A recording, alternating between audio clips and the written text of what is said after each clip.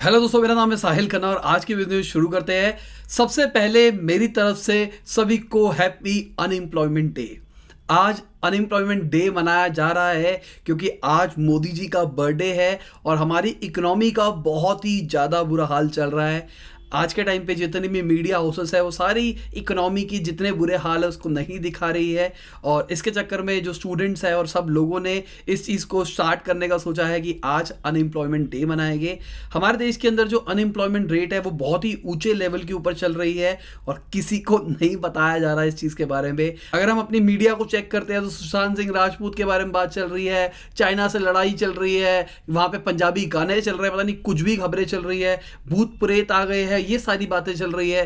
पर कोरोना के केसेस कितने ज़्यादा बढ़ गए हैं, इसकी वजह से कितने बंदे मर रहे हैं या फिर कितने लोगों की नौकरियां जा रही है, कितने बिजनेस को नुकसान हो रहा है, इस चीज़ के बारे में कोई बात नहीं कर रहा है। और जो हमारे आरबीआई की गवर्नर है उन्होंने इकोनॉमी रिवाइव करने के लिए बताया है कि 5 सेक्टर्स के ऊपर काम करना पड़ेगा हमको। एक उन्होंने बात करी है human capital in education and health, basically human जो वर्कफोर्स होती है उसको तैयार करना है हमको इस सेक्टर के ऊपर। साथ में प्रोडक्टिविटी के बारे में बात करी है, एक्सपोर्ट के बारे में बात करी है, और एक्सपोर्ट हमारा घट रहा है।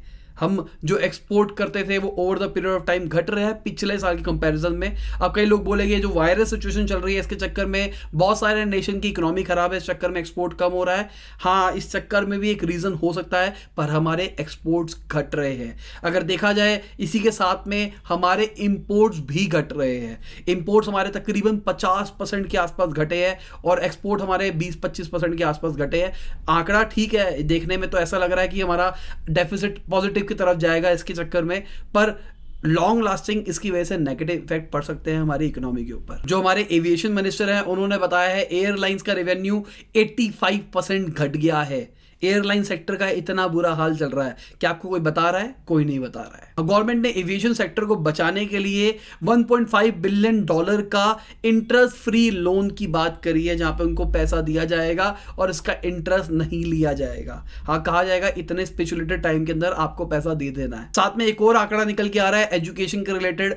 अभी बहुत सारे स्कूल्स घर से ही ऑपरेट हो रहे हैं, बेसिकली वर्क फ्रॉम होम चल रहा है। स्कूल टीचर्स का भी वो स्काइप वाइप के ऊपर पढ़ा रहे हैं, पर जितने गवर्नमेंट स्कूल्स है उनका क्या आंकड़ा निकल के आ रहा है? 80% जो स्कूल्स है वो बंद है लॉकडाउन से अभी तक। उसमें से ये कहने का रीज़न है कि बहुत सारे ऐसे टीचर्स हैं जिनके पास डिवाइस ही नहीं है जिसके थ्रू वो ऑनलाइन क्लासेस ले सके, और बहुत सारे ऐसे स्टूडेंट्स हैं जो कि गवर्नमेंट स्कूल में पढ़ रहे हैं, उन बेचारों के पास में कोई टैबलेट नहीं है, उनके पास कोई फ़ोन नहीं है ऐसा जहाँ पे वो सब कुछ पढ़ सके। इस चीज़ के बारे में भी कौन बात करेगा यार? अब सारी की सारी गलती तो कोरोना वायरस की है। जब कोरोना वायरस जाएगा सब कुछ सही हो जाएगा, सबके सब लोग ये बात कर रहे हैं।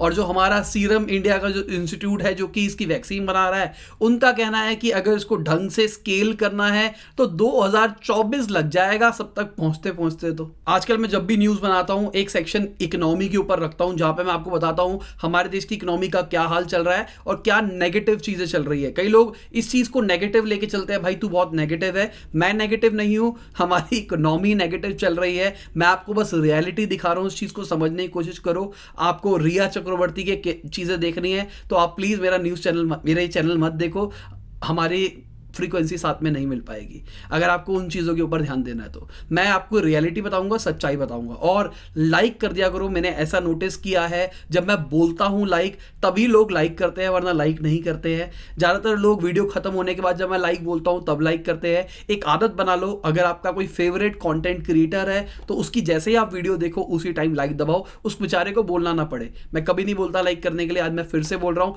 और आप देखना इस वीडियो के पिछली वीडियो से लाइक रेशियोज कितने ज़्यादा हो गए। ऐसी खबरें निकल के आ रही थी कि टोयोटा हमारे देश के अंदर अब आगे इन्वेस्ट नहीं करेगा।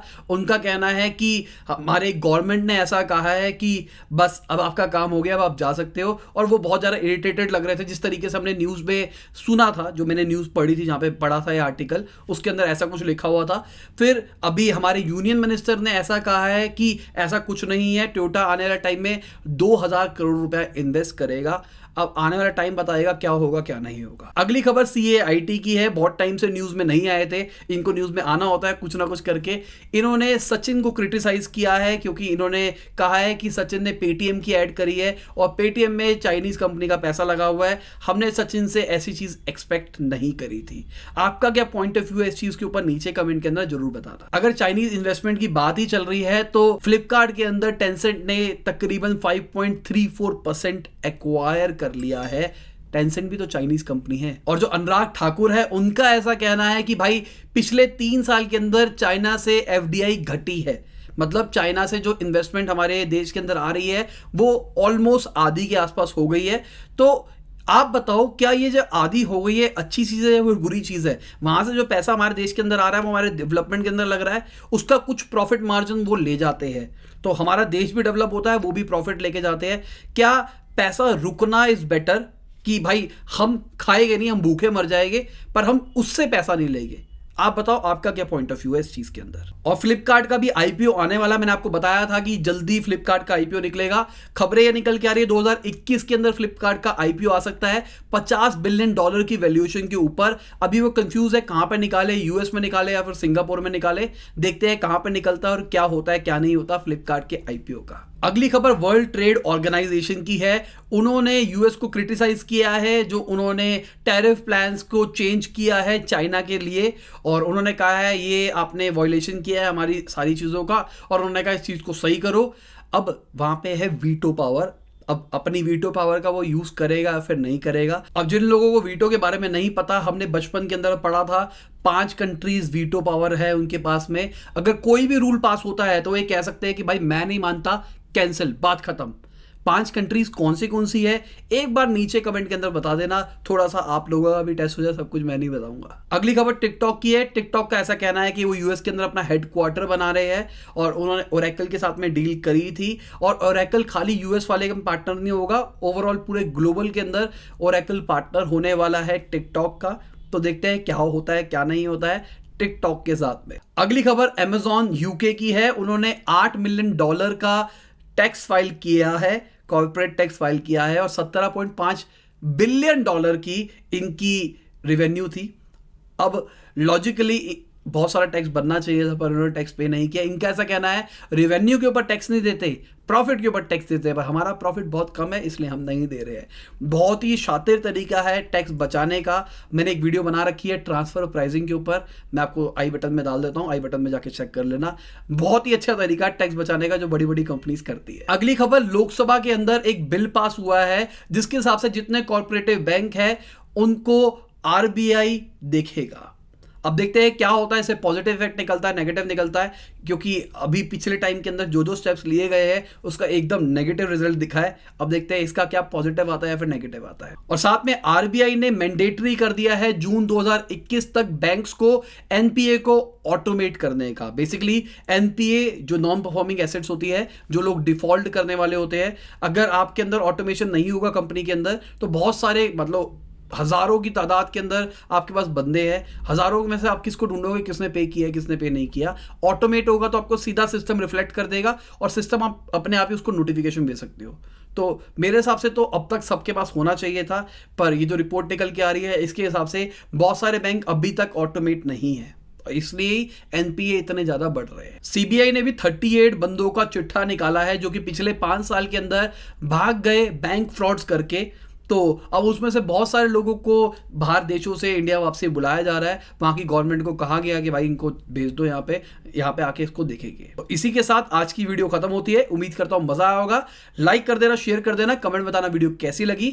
बाय, गुड नाइट, शब खैर, खुदा हाफिज, गुड मॉर्निंग, गुड आफ्टरनून, जब भी आप वीडियो को देख रहे हैं। यार एक चीज छोटी सी अपील करना चाहूंगा आप सभी से जो लास्ट में रुकते हैं, यार एक बेल आइकन को दबा देना, बेल आइकन दबा देना। अगर पहले से दबा रखा है एक बार उसको क्लिक करके चेक कर लेना आपने ऑल पे कर रखा है या फिर नहीं कर रखा।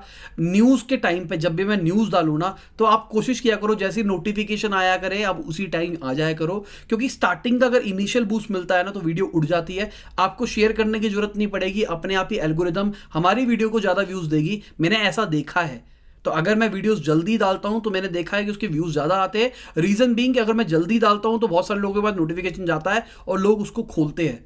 तो मैं कोशिश करता हूं कि मैं न्यूज़ को डेली 9 बजे डालने की कोशिश करूं। डेली मतलब जब भी डालूं तो 9 बजे रात को डालूं, पर कई बार नहीं हो पाता क्योंकि बहुत सारे काम भी होते हैं, इस चक्कर में डिले हो जाता है। पर मैं कोशिश करता हूं 9 बजे डालने का। उम्मीद करता हूं कि आप बेल आइकन को दबा दोगे। आज मैं थोड़ा जल्दी ट्राई कर रहा हूं डालने का न्यूज़ को, ताकि मुझे ऐसा लगता है कि बेल आइकन की वजह से व्यूज़ ज़्यादा आएंगे और ओवरऑल व्यूज़ भी बढ़ जाएंगे। मैंने स्टार्टिंग के अंदर कहा था लाइक करने का, तो देखना आप लाइक भी करेंगे लोग, उसकी वजह से भी एल्गोरिथम से बूस्ट मिलेगा। प्लस अब आने वाली वीडियोस के अंदर मैं आपसे अपील करता हूं कि लाइक तो कर ही दिया करो। मैं उम्मीद करता हूं कि आपने लाइक कर दिया होता है हमेशा ही, तो एक तो लाइक कर दिया करो, दूसरा बेल आइकन पे आ जाया करो, जिसकी वजह से अपने को इनिशियल बूस्ट मिल रहा है। इनिशियल बूस्ट मिलेगा, उसके बाद देखना अभी हमारी 50,000 की न्यूज़ की एवरेज आ रही है। अगर इनिशियल बूस्ट मिलने लग जाए शायद हम 1 लाख की एवरेज पे भी आ सकते हैं।